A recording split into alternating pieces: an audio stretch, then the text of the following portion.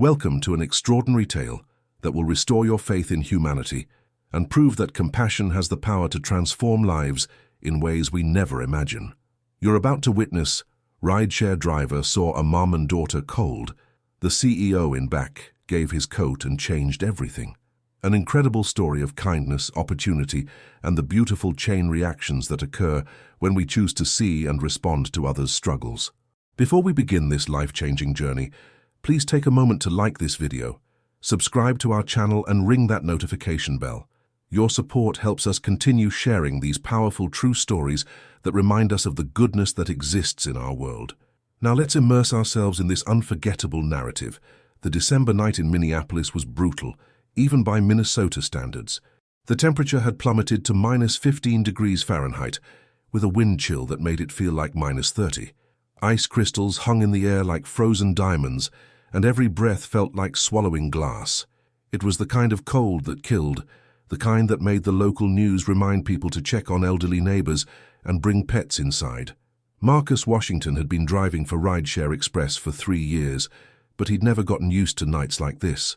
His 2015 Honda Accord, which he kept meticulously clean and well-maintained despite its age, struggled to maintain warmth as he navigated the frozen streets of downtown Minneapolis.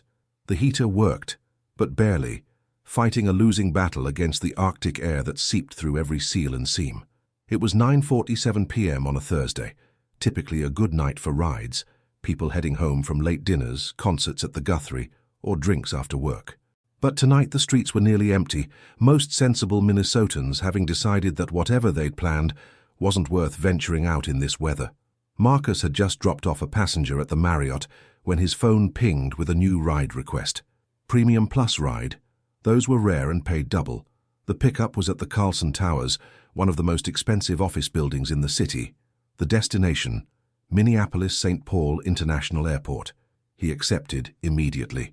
A premium ride to the airport could make his whole night, maybe even let him knock off early and get home to help his 16-year-old daughter, Keisha, with her calculus homework. She had a test tomorrow, and despite taking AP classes, she still wanted her dad's help. Not that she needed it, she was smarter than he'd ever been, but it was their thing, their connection point in her increasingly independent teenage life. The Carlson Towers stood like a glass and steel monument to corporate success, its lobby glowing with warm golden light that seemed almost mocking against the frozen darkness outside. Marcus pulled into the pickup zone, turning up the heat full blast to prepare for his passenger. These corporate types always complained if the car wasn't perfectly warm. A man emerged from the building, and Marcus's first thought was that he looked like he'd stepped out of a magazine ad for expensive watches or private jets. Tall, maybe 6'2", with the kind of presence that came from never having to question whether you belonged somewhere. His coat alone, a black cashmere overcoat that moved like liquid, probably cost more than Marcus made in 2 months. He carried a leather briefcase and pulled a matching leather carry-on with the ease of someone who traveled constantly. "Marcus?" the man asked, his breath forming clouds in the frigid air. "Yes, sir." "Mr. Chen?" "That's me." Robert Chen slid into the back seat, bringing with him a subtle cologne that probably cost more per ounce than gold. "Terminal 2, please, and thank you for taking this ride. I know it's a terrible night to be out." "No problem at all, sir. That's what I'm here for." Marcus pulled out into traffic, noting in his rearview mirror that Mr. Chen was already on his phone, typing rapidly. The universal posture of the perpetually busy executive. They'd gone about 3 blocks when Marcus spotted them. A woman and a young girl stood at a bus stop, illuminated by the harsh fluorescent light of the shelter that offered no actual shelter from the wind cutting through it. The woman looked to be in her early 30s, wearing what Marcus recognized as the uniform of Clean Corp, the commercial cleaning company that serviced most of the downtown office buildings. But it was basically just polyester pants and a thin polo shirt with a lightweight jacket that was wholly inadequate for this weather. The little girl beside her couldn't have been more than 7 or 8, wearing a pink jacket that might have been warm enough for October, but was practically useless against this December freeze. They were pressed together, the mother trying to wrap her inadequate jacket around both of them, but Marcus could see them shivering violently even from the car. What made it worse was the bus stop sign, a yellow notice taped to it. Marcus knew what it meant without having to read it. Bus service suspended due to extreme weather conditions. The city did it when it got this cold, worried about buses breaking down and stranding passengers in potentially fatal conditions. But it also meant that people who depended on public transportation were stranded anyway. Marcus slowed down instinctively. He knew that desperation, that bone-deep cold that made you wonder if you were going to make it home. He'd been there years ago, before he'd scraped together enough to buy his car, when he'd had to wait for buses with baby Keisha in weather almost this bad. "Sir," Marcus said, catching Mr. Chen's eye in the mirror, "I'm sorry, but would you mind if we—" "Pull over," Robert said, already rolling down his window. Ma'am, are you waiting for the bus?" The woman looked up, confusion and wariness on her face. People didn't usually stop to help, especially not people in cars like this, even if it was just a Honda. "The buses aren't running," Robert called out. "The service is suspended. Where are you trying to go?" The woman hesitated, pulling her daughter closer. Marcus understood that hesitation, the calculation between accepting help from strangers and freezing to death. "North Minneapolis," she finally called back, "near Lowry and Penn." That was completely opposite direction from the airport, at least 20 minutes out of the way in good conditions, probably 30 in this weather. "We'll take you," Robert said without hesitation. "Please get in. It's too cold to be out here." We can't pay for a ride," the woman said, and Marcus heard the pride fighting with desperation in her voice. "No payment needed. Please, your daughter is freezing." The woman looked down at her shivering child, and maternal instinct won over pride. "Okay, thank you so much." They hurried to the car, and Marcus jumped out to help them with the door, noting how the little girl's lips had a bluish tinge that made his heart clench. "Oh my God, thank you," the woman said as they slid into the back seat with Robert. "I'm Elena. This is my daughter, Lily." "Robert Chen," Robert said, but Marcus noticed he was already shrugging out of his cashmere coat. "And you're Marcus, right?" he added, reading the driver ID on the dashboard. "Yes, sir." "Lily, you must be freezing," Robert said gently, wrapping his expensive coat around the little girl. It was so big on her, it looked like a black tent, but the warmth was immediate. The coat still held Robert's body heat, and Lily made a small sound of relief. "We can't—" Eleanor started. "Please," Robert said. "I have plenty of coats. Lily needs this one more than I do right now." Marcus turned the heat up even higher and pulled back into traffic, heading north instead of south. He glanced in the mirror and saw Lily burrowing into the coat, while Eleanor sat rigid, clearly uncomfortable, but unwilling to deprive her daughter of the warmth. "Were you working late?" Robert asked Elena conversationally, as if they were colleagues rather than strangers from completely different worlds. "Yes, I clean at the North Star building. Usually I'm done by 8, but they had a big event today, extra cleanup. My mom usually watches Lily, but she had to work too. She cleans at the hospital, so Lily had to wait for me in the lobby." "That must be hard," Robert said, and Marcus was surprised to hear genuine understanding in his voice, not the patronizing sympathy rich people usually offered. "We manage," Elena said with quiet dignity. "The security guard at North Star is nice. He lets Lily do her homework in the warm lobby while she waits." "Mommy, I finished all my homework," Lily piped up, her voice muffled by the coat. "Even the extra math problems Mrs. Johnson gave me." "That's wonderful, Mija," Eleanor said, kissing the top of her daughter's head. "You like math?" Robert asked Lily. "I love it. I'm the fastest in my class at multiplication. Want to hear? 7 times 8 is 56. 9 times 7 is 63. 12 times 12 is 144. "That's impressive," Robert said, genuinely delighted. "You know, I use math every day in my job." "Really? What do you do?" "I run a technology company. We make software that helps other companies work better." "Like computer games?" Robert laughed. "Not quite, though sometimes it feels like solving puzzles. We figure out how to make complicated things simple." Marcus listened to the conversation while navigating the increasingly treacherous streets. The ice was getting worse and he had to focus on driving, but he couldn't help noticing how Robert talked to Lily, not talking down to her, but engaging her as if her 7-year-old perspective was genuinely interesting. "Mr. Chen," Eleanor said suddenly, "your flight. We're taking you away from the airport. You'll miss your flight." "There are other flights," Robert said easily.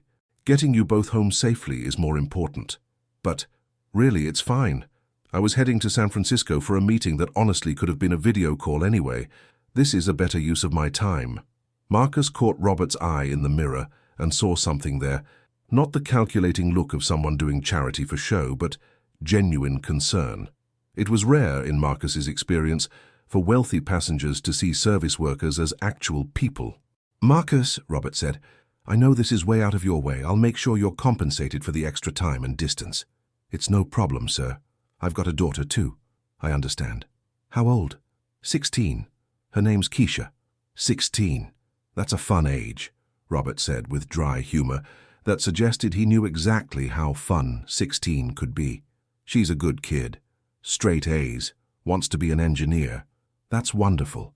Where does she want to go to college?" "MIT's her dream." "But—" Marcus trailed off. They all knew what that "but" meant. MIT might as well be on Mars for a rideshare driver's daughter, no matter how smart she was. "She should apply anyway," Robert said. "They have excellent financial aid, and if she's as smart as her father seems, she has a shot." Marcus wanted to say that being smart wasn't enough when you couldn't afford SAT prep courses, or application fees, or any of the 100 other things that wealthy kids took for granted. But he just nodded and said, "Maybe so." They drove in silence for a few minutes, the only sounds the heater blowing and the tires crunching through snow. Then Lily sneezed, a small sound muffled by the coat. "Bless you," Robert said. "Are you feeling okay?" "She's been fighting a cold," Eleanor said apologetically. "The clinic gave us some medicine, but it's hard to keep her warm enough to get better." "Which clinic do you go to?" "The free one on Broadway. They're good, just overwhelmed." Robert made a sound of understanding. Marcus glanced back and saw him typing something into his phone. They were about halfway to North Minneapolis when it happened. A car ahead of them hit a patch of black ice, spinning out of control. Marcus reacted instantly, pumping his brakes and steering into the skid as his own car started to slide. His years of winter driving kicked in, and he managed to avoid the spinning car by inches, bringing his Honda to a controlled stop on the shoulder. "Everyone okay?" he asked immediately. "Yes," Eleanor gasped, holding Lily tight. "Nice driving," Robert said, and Marcus could hear he was shaken but impressed. The car that had spun out was in the ditch, its hazard lights blinking. Marcus could see the driver trying to get out. "I should check on them," Marcus said. "I'll come with you," Robert said immediately. "Sir, it's freezing." But Robert was already out of the car, in just his suit jacket now since his coat was wrapped around Lily. Marcus grabbed his own coat and followed. The driver of the other car was an elderly man, confused and scared, but unhurt.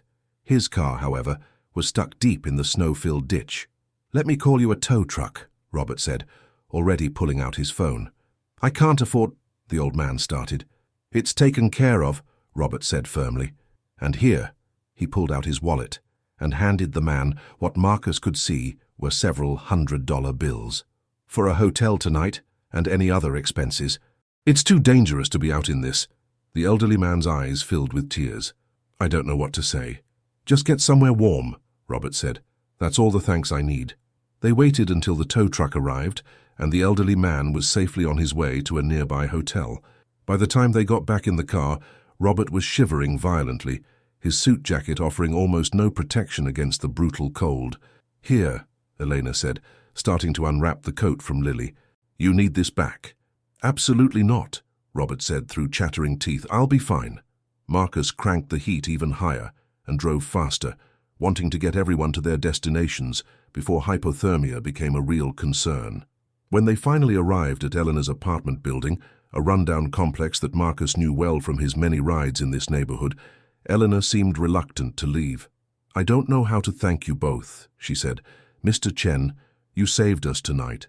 We might have—" She couldn't finish the sentence, not with Lily listening. "Can I keep the coat until tomorrow?" Lily asked sleepily. "It's so warm." "You can keep it forever," Robert said, his teeth still chattering. "It looks better on you anyway." "We can't," Elena started. "Please, consider it a Christmas present." Elena's eyes filled with tears. "Thank you. Thank you so much." As they got out, Elena paused. "Mr. Chen, you said you run a technology company." "Yes, North Star Technologies." Elena's eyes widened. Marcus knew that look. North Star was one of the biggest employers in Minneapolis, known for both innovation and notoriously high standards for employees. "I clean your building," Elena said quietly. 12th floor, usually. "The executive floor," Robert said, his expression thoughtful. "What's your last name, Elena?" "Martinez." "Elena Martinez." Robert typed something into his phone. "Eleanor, can I ask you something?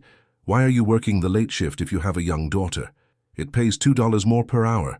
That's the difference between making rent and not making it. I see.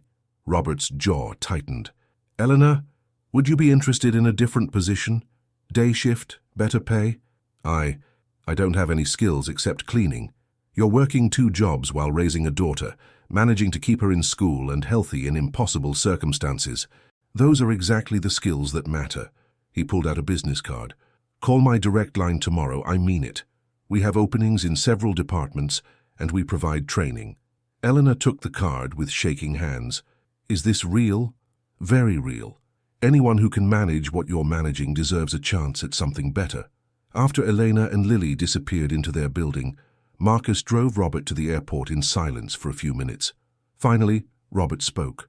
Marcus, I owe you an apology. For what? For being one of those passengers who gets in the car and doesn't see the driver as a real person. You showed compassion tonight, stopping for Elena and Lily. You didn't have to do that. Yes, I did. I've been where they were. Tell me about it. Marcus found himself opening up as they drove, telling Robert about raising Keisha alone after her mother died of cancer when she was 3, about working 3 jobs while going to community college, only to drop out when the childcare costs became too much, about driving nights and weekends while working warehouse days, trying to save enough for Keisha's college dreams. She's brilliant, Marcus said with obvious pride. Perfect SAT scores, valedictorian track, captain of the robotics team. MIT should be begging for her. But even with financial aid, there are so many costs. Application fees, travel for interviews, books, supplies. And I'm terrified she'll get in and we won't be able to make it work. What does she want to study? Biomedical engineering. She wants to design prosthetics for children. She volunteers at the children's hospital, working with kids who've lost limbs. Says she wants to give them superhero arms and legs. Robert was quiet for a long moment. Marcus, what do you do besides driving? Warehouse work at Target Distribution Center. Been there 8 years. Ever think about doing something else? Marcus laughed bitterly. Every day, but thinking doesn't pay bills. What would you do if you could? Marcus was surprised by the question. No one had asked him about his dreams in years. I'd love to run my own business. A transportation service for medical patients, elderly folks who can't drive. Safe, reliable, compassionate. I see so many people struggling to get to appointments, treatments. But starting a business takes capital I'll never have. Robert pulled out another business card. Call me tomorrow, both you and Elena. Mr. Chen, Robert, please. Robert, I appreciate what you did for Elena, but I'm not looking for charity. Neither am I. I'm looking for good people. Tonight I found 2 of them. You saw someone in need and acted without hesitation. You drove in dangerous conditions to help strangers. You have ideas for solving real problems. That's exactly the kind of person I want at North Star. They arrived at the airport. The meter showed $47, but Robert handed Marcus $500. That's way too much. That's for the ride, the extra distance, and a thank you for reminding me why I started my company in the first place, to help people, not just make money. I can't accept this. Then consider it an investment. In you, in Keisha's future, in the belief that good people deserve good things. Before Marcus could protest further, Robert was out of the car. But then he turned back. Marcus, I'm serious about that call. I meant what I said. North Star needs people like you, people who see problems and want to solve them, people who stop to help even when it costs them. But I don't have a degree. I have dozens of employees with degrees who wouldn't have stopped for Eleanor and Lily tonight. Degrees can be earned, character can't. As Marcus drove away from the airport, he looked at the business card on his dashboard. Robert Chen, CEO, North Star Technologies. Below it, a handwritten note Robert had added, "Call me, let's change some lives." If you're moved by this story of compassion in the coldest of circumstances, please remember to like this video and subscribe to our channel. Hit that notification bell to follow the incredible journey that unfolds from this frozen night. Sometimes the warmest hearts are found on the coldest nights. The next morning, Marcus woke to his phone ringing. Unknown number. Hello? Mr. Washington. This is Jennifer from North Star Technologies. Mr. Chen asked me to call you to schedule an interview. Would you be available this afternoon? Marcus sat up in bed, suddenly wide awake. An interview? Yes, sir. For the Director of Community Transportation Initiative position. It's a new role Mr. Chen is creating. He said you'd understand what it meant. Director? Marcus's head spun. Yes, I can be there this afternoon. Wonderful. 2 o'clock? And Mr. Jen wanted me to tell you that business attire isn't necessary. Come as you are. After hanging up, Marcus sat in stunned silence until Keisha knocked on his door. Dad? You okay? You're going to be late for your warehouse shift. I'm calling in sick, Marcus said, still processing. Dad, you never call in sick. What's wrong? Marcus showed her the business card and told her about the previous night. Keisha listened with growing amazement. Dad, this is it. This is your chance. I don't know anything about being a director of anything. You directed our whole life after Mom died. You figured out how to raise me, work multiple jobs, keep us housed and fed. You can figure this out too. She hugged him tight. Mom would be so proud. That afternoon, Marcus walked into North Star Technologies feeling like an imposter. The building was all glass and steel, with art installations and employees who looked like they'd stepped out of a tech magazine. His best clothes, khakis and a polo shirt, felt woefully inadequate. But when he gave his name at reception, the security guard's face lit up. You're the rideshare driver. Mr. Chen told us about you. What you did last night, that was really something. Word had spread. Marcus was escorted to the executive floor, where he found not just Robert, but Eleanor as well, looking equally overwhelmed. Marcus, Elena, perfect timing, Robert said warmly. He was in jeans and a sweater, much more casual than the night before. Come in, both of you. His office was enormous, with floor-to-ceiling windows overlooking downtown Minneapolis. But what caught Marcus's attention were the photos covering one wall. Not corporate achievements, but pictures of employees and their families, community events, what looked like school partnerships.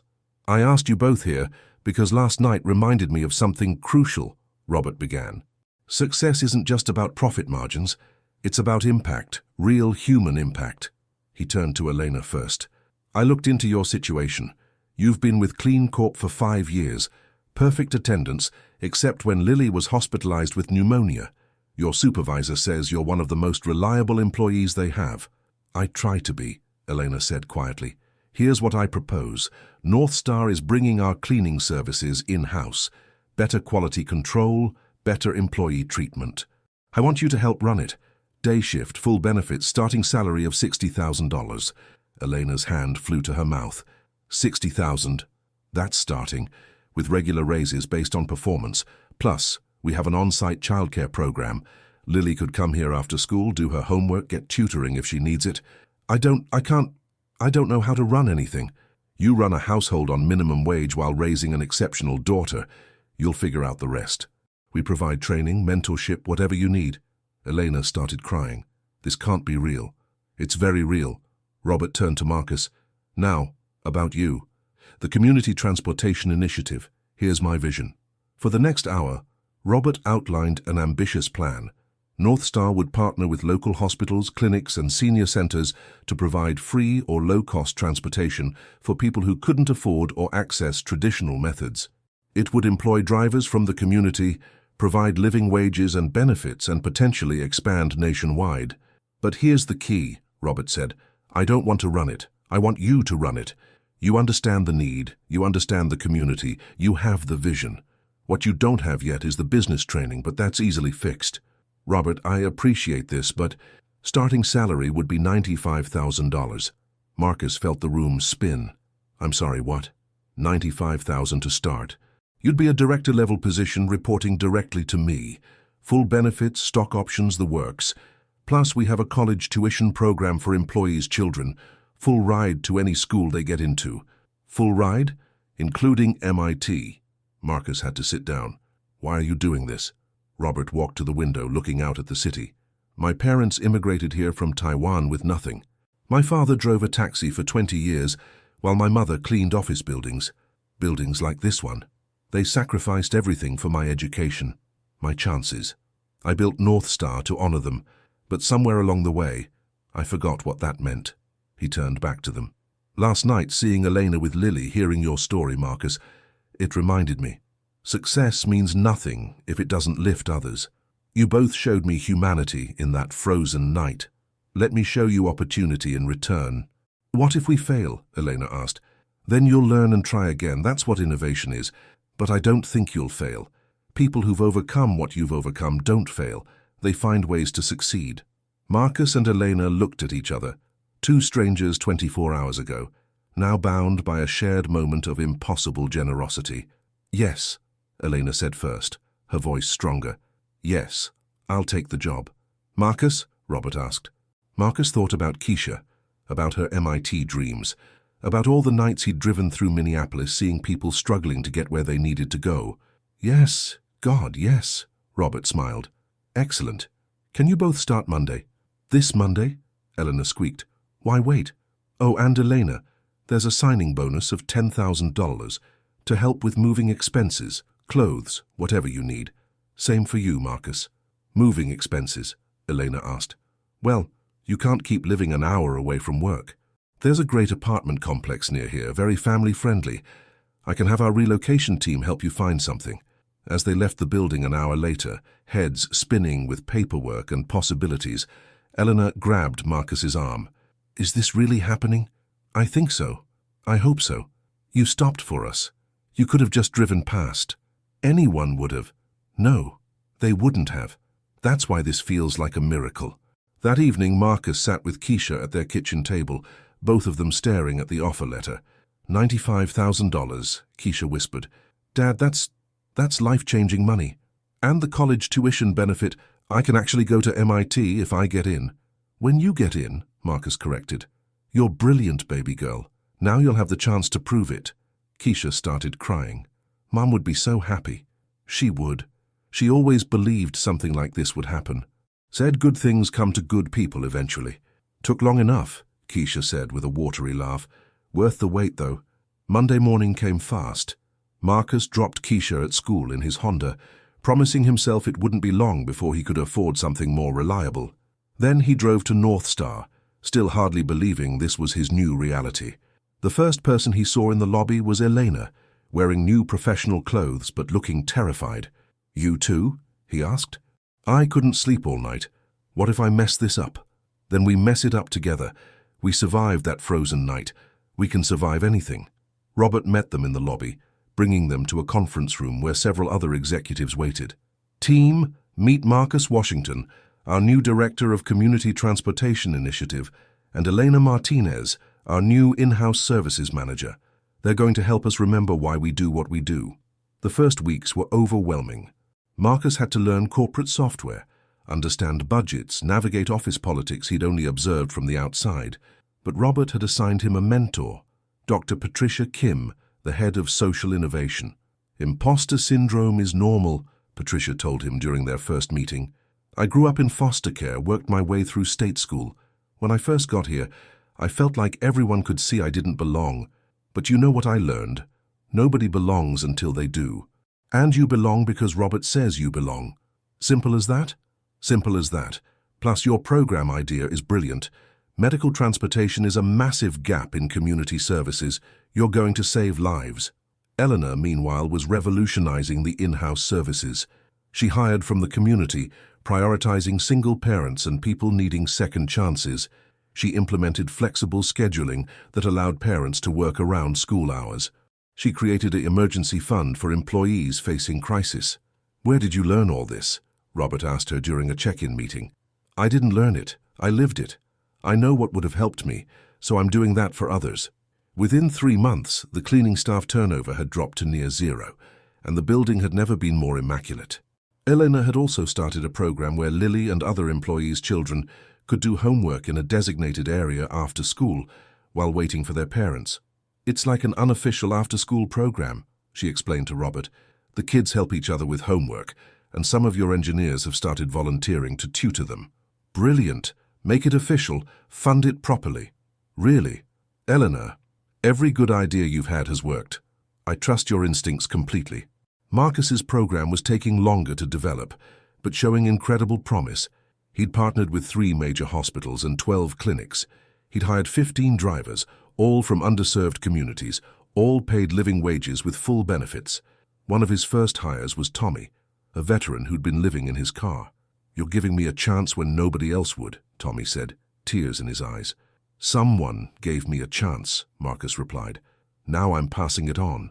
The program launched with a soft opening, providing free rides to cancer patients for treatment. Within a week, they were booked solid. Within a month, they'd expanded to dialysis patients and elderly people needing regular medical care. The local news picked up the story, and suddenly Marcus was being interviewed on television. This started with a cold night and a simple act of kindness, he told the reporter. Robert Chen saw people in need and acted. Now we're trying to scale that compassion. The interview went viral. Suddenly other companies were calling, wanting to fund expansion to replicate the model in their cities. 6 months in, at the company's quarterly meeting, Robert stood before the entire staff. 6 months ago, on the coldest night of the year, I learned something important. Success isn't measured in stock prices or market share. It's measured in lives changed. Marcus Washington and Elena Martinez have reminded us all of that truth. He pulled up a slide showing metrics from both programs. Elena's in-house services program has become a model for corporate America. We've had 50 companies reach out to learn how to replicate it. Employee satisfaction in services is at 100%, unheard of in this industry. Elena blushed as the room applauded. Marcus's transportation program has provided over 10,000 free rides to medical appointments. We've received letters from patients saying this service literally saved their lives. They would have skipped crucial treatments without it. More applause. But here's the real metric that matters, Robert continued. Lily Martinez, Elena's daughter, just won the district science fair with a project on thermal dynamics inspired by that cold night. She says she wants to be an engineer to design better heating systems for bus stops. Everyone turned to Elena, who was crying openly now. And Keisha Washington, Marcus's daughter, just got early admission to MIT with a full scholarship, though our tuition program would have covered it anyway. Marcus stood up, overwhelmed. She got in? She didn't tell me. She wanted to surprise you tonight. She's actually here. Keisha walked out from backstage wearing an MIT sweatshirt, and Marcus ran to embrace her. I'm so proud of you, baby girl. I learned from the best, Dad. You taught me that helping others is the highest form of success. That evening, there was a celebration at North Star. Employees and their families gathered, sharing food and stories. Marcus watched Keisha teaching younger kids about robotics, while Eleanor helped serve food she'd insisted on ordering from local minority-owned restaurants. Robert found Marcus on a balcony, looking out at the Minneapolis skyline. No regrets? Robert asked. Only one, Marcus said. I wish my wife could see this. She always believed something good would happen. She sees it, Robert said quietly, through Keisha, through every life you're changing. Legacy isn't just what we build, it's who we lift. What about you? Any regrets? Robert was quiet for a moment. I spent 10 years building wealth without purpose. If I hadn't gotten in your car that night, I might have spent another 10 the same way. Fate, maybe. Or just the beautiful randomness of life. Either way, I'm grateful. They stood in comfortable silence. Then Robert said, I have a proposition. Another one? The board wants to expand the transportation program nationally. I want you to run it all. Vice President of Community Services. It would mean a significant raise, stock options that could set Keisha up for life. Marcus's head spun. Vice President? Robert, 6 months ago I was driving Rideshare, and doing it with more humanity than most executives show in a lifetime. Marcus, you have something that can't be taught. You see people, really see them, their struggles, their potential. That's what this company needs. What about Elena? I'm promoting her too, Director of Human Resources. She's revolutionized how we think about employee care. Other companies are trying to poach her constantly. You told her yet? Tomorrow. Wanted to talk to you first. Marcus looked back through the windows at the party. Elena was helping Lily with homework, while simultaneously managing food service. Keisha was now showing her MIT acceptance letter to other employees' kids, telling them they could do it too. That night, Marcus said, when I saw Elena and Lily at that bus stop, something in me said stop. Not just to help them, but because I recognized something. Desperation, yes, but also strength. The same strength I'd had to find when my wife died. And when I saw you stop, I recognized something too, Robert said. Humanity, the kind that's rare in corporate boardrooms but essential for real success. Think we're making a difference? Look around, Marcus. Every person in that room has been touched by what we started. And it all began with a cold night and a coat given to a shivering child. A year passed. Marcus's transportation program had expanded to 5 states, providing over 100,000 rides. He'd hired 200 drivers, all from underserved communities, all earning living wages. The program had won national awards and been featured on 60 Minutes. Elena's HR revolution had transformed North Star into the most sought-after employer in Minneapolis. Her innovative approaches to employee care, emergency funds, childcare support, education assistance, had been adopted by dozens of other companies. She'd also started a program hiring formerly incarcerated individuals, giving them second chances. One winter evening, exactly a year after that frozen night, Marcus was in his new office, still surreal to have an office with his name on the door, when his assistant knocked. "Mr. Washington, there's someone here to see you, says you gave him a ride once." An elderly man walked in, and Marcus recognized him immediately. The man whose car had spun out that frozen night, whom Robert had helped. "You probably don't remember me," the man began. "Of course I do. How are you? Did everything work out that night?" The man's eyes filled with tears. "That young man, Mr. Chen, he saved my life. Not just with the tow truck and hotel money. I was going to give up that night. My wife had just died, I was alone, I didn't see the point anymore. But his kindness and yours stopping to help, it reminded me there's still good in the world. I'm so glad you're okay." "I'm more than okay. I want to give back." The man pulled out a check. "It's not much, but I want to donate to the transportation program. Help others like you helped me." The check was for $50,000. "Sir, this is my wife's life insurance. She would have wanted it to help people. Please take it." Marcus accepted the check with shaking hands. "We'll use it to buy a van specifically for wheelchair-accessible rides. Would you like to name it after your wife?" The man broke down completely. "Margaret. Her name was Margaret. She would have loved that." After the man left, Marcus found Eleanor in her office, which was decorated with Lily's artwork and photos of the employees she'd hired. "You're crying," Eleanor observed. Marcus told her about the visitor and the donation. "The ripples keep spreading," Elena said. "One cold night, and look at all the warmth it created. Speaking of that night, Robert wants us to do something special for the anniversary." "Like what?" "A gala. Fundraiser for both our programs, but also a celebration of how far we've all come." Elena laughed. "A year ago I was cleaning the building where they'd hold a gala. Now I'm helping plan one. Life's funny that way." The gala was held at the Minneapolis Convention Center. 500 people attended. Executives, politicians, but also the drivers from Marcus's program, the employees Elena had hired, the families they'd all helped. Robert gave the keynote speech. "A year ago tonight, on the coldest night Minneapolis had seen in decades, I was rushing to the airport for a meeting I thought was crucial. Instead, I met 2 people who changed my life and the trajectory of this company." He told the whole story. Marcus stopping for Elena and Lily, the coat given to a freezing child, the conversations that followed. Marcus Washington saw humanity where others saw inconvenience. Elena Martinez showed grace under impossible circumstances. They reminded me that success without compassion is failure. He announced that North Star was committing $10 million to expand both programs nationwide. But more than money, we're committing to a principle that every company has an obligation to lift the communities it operates in, that every person deserves dignity, opportunity, and warmth, literal and metaphorical. During the dinner, Marcus was called to the stage to receive an award for social innovation. As he stood at the podium looking out at the crowd, he spotted familiar faces. Tommy, the veteran he'd hired, now a supervisor training other drivers. Several patients who'd used the service, including a young mother who'd been able to complete her chemotherapy thanks to reliable transportation. "This award doesn't belong to me," Marcus said. "It belongs to everyone who's ever stopped to help a stranger. Every driver who's gone out of their way, every person who's given their coat to someone cold, every individual who chose compassion over convenience." He looked at Robert and Elena at their table. "A year ago, I was a rideshare driver, wondering how I'd pay for my daughter's college.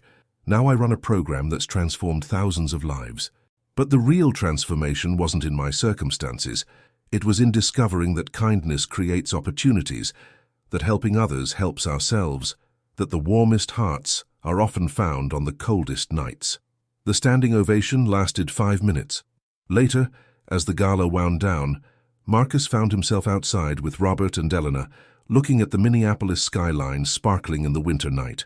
It was cold again, though not as brutal as that night a year ago. "My coat still doesn't fit right," Lily said, joining them in her fancy dress and the same cashmere coat Robert had given her, now tailored to her size.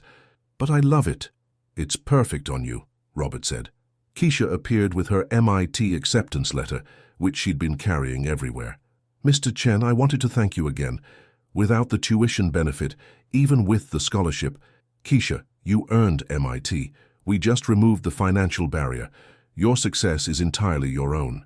But you gave my dad a chance. That changed everything. Your dad gave himself a chance the moment he stopped for Elena and Lily. I just recognized what was already there." They stood together. A CEO, a former rideshare driver, a former cleaning lady, and their daughters, looking like any other family despite their different origins.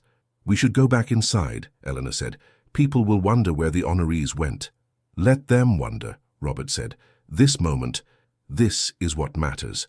The connections we've built, the lives we've changed, the family we've become." "Family," Marcus repeated, liking how it sounded. Over the past year, they'd become exactly that.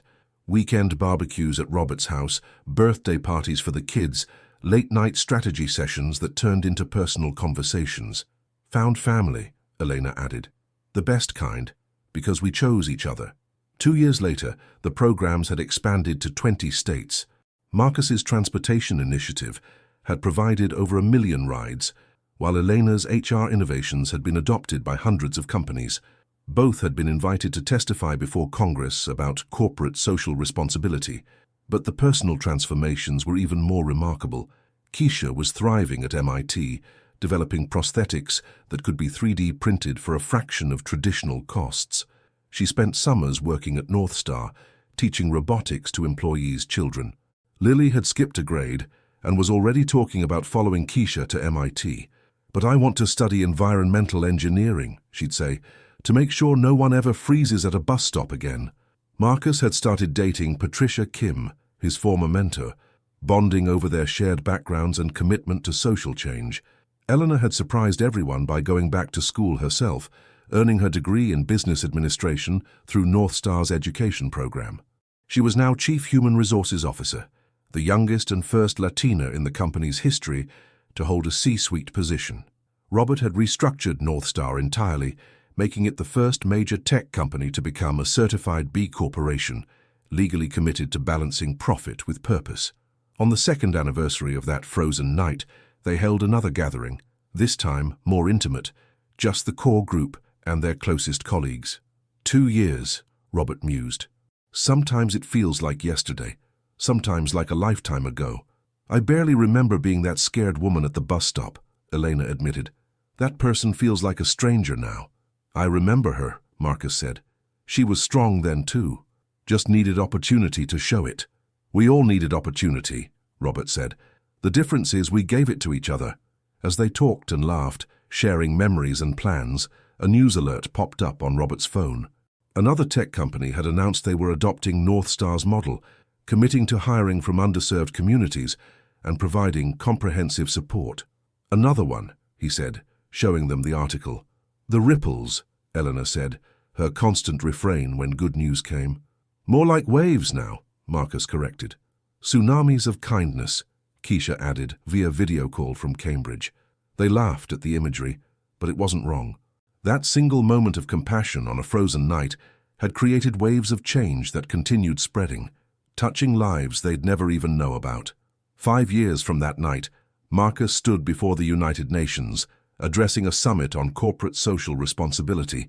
The boy from North Minneapolis, who'd driven rideshare to make ends meet, was now recognized as one of the foremost experts on community-centered business practices. "It started with a coat," he began, telling the story that had been told so many times it had become legend in business schools. A CEO gave his coat to a freezing child, and that act of simple humanity transformed a company, a community, and countless lives. He looked at the assembly of world leaders and business executives. "Every one of you has the power to be that CEO, to see suffering and act, to recognize potential in unexpected places, to choose compassion over convenience. The question isn't whether you can afford to help, it's whether you can afford not to." The speech was broadcast globally. Within hours, coat moment was trending, with people sharing stories of small acts of kindness that had created major change. Back in Minneapolis, Elena watched from her office, now the CEO office, as Robert had stepped back to focus on philanthropy, knowing the company was in perfect hands. "Mom, you're crying," Lily observed, now a teenager with Elena's strength and determination. "Happy tears, Mika. Look how far we've come. Because someone stopped to help us. Because someone saw us as human.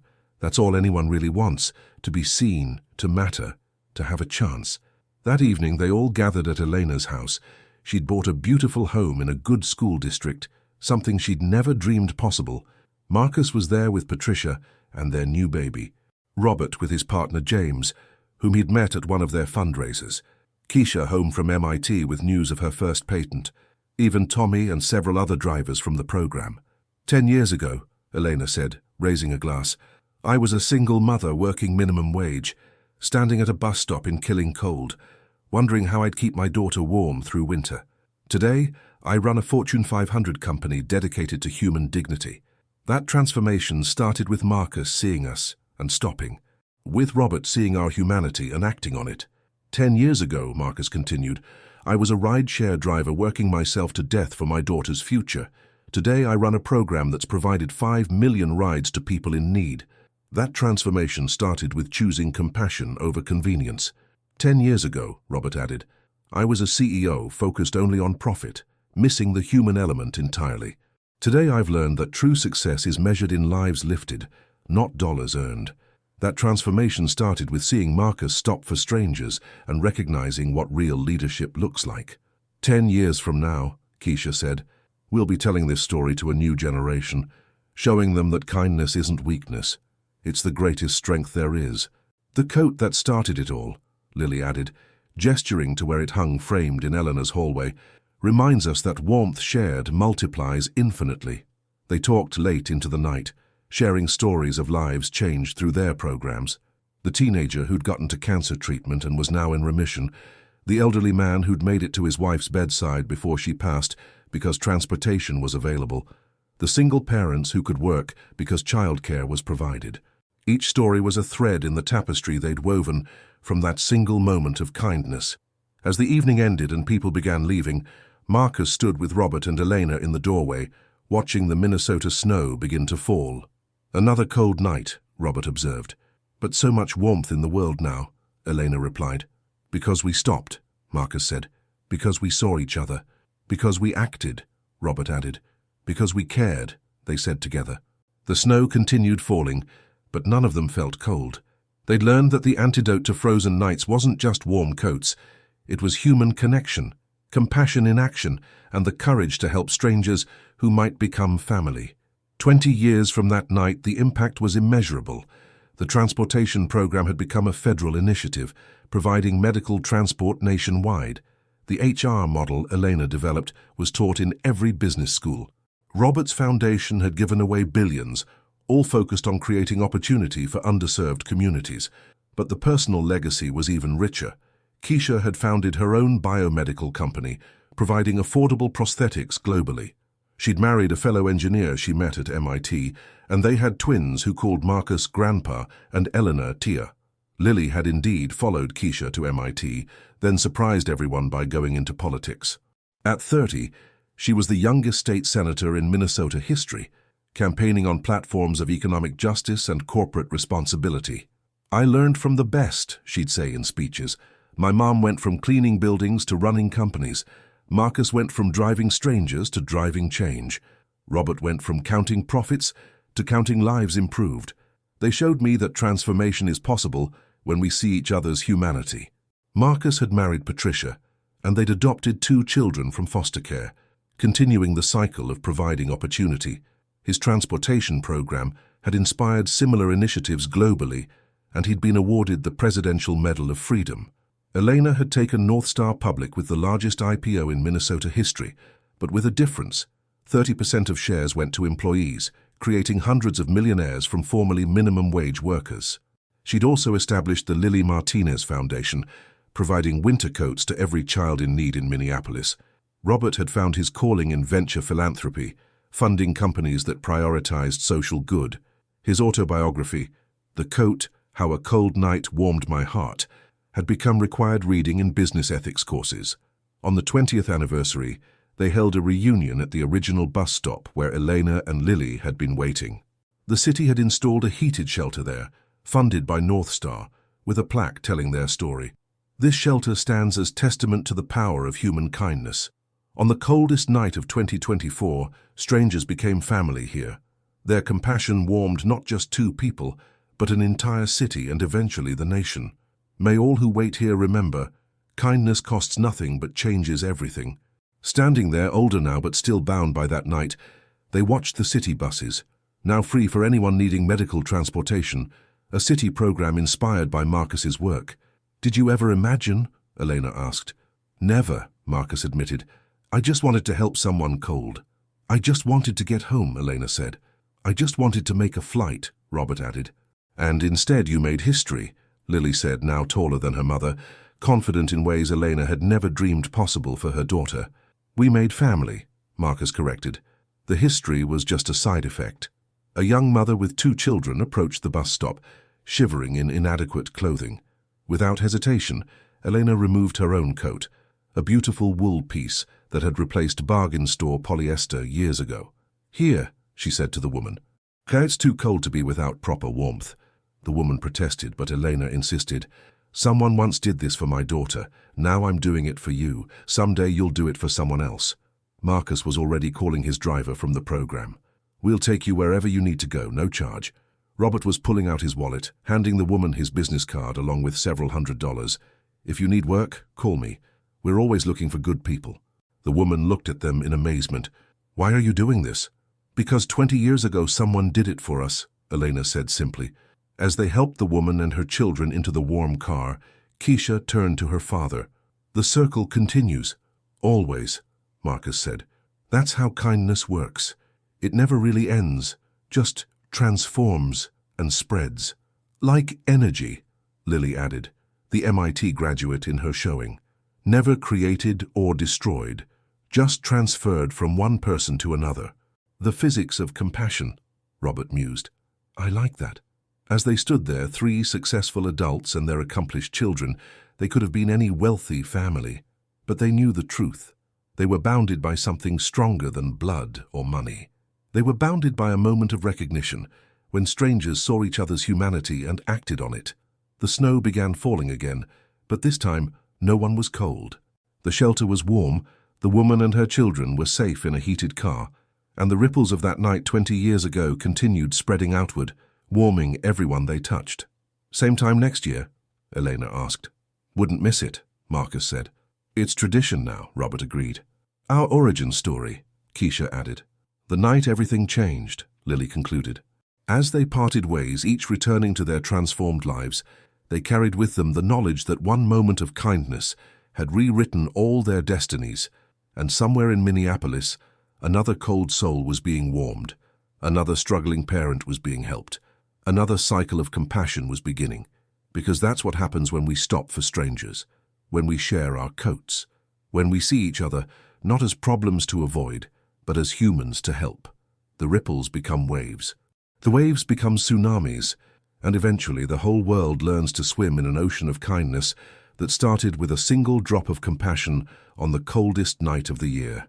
Marcus still drove sometimes, not for money but for meditation, cruising the streets of Minneapolis in a luxury car he'd never dreamed of owning.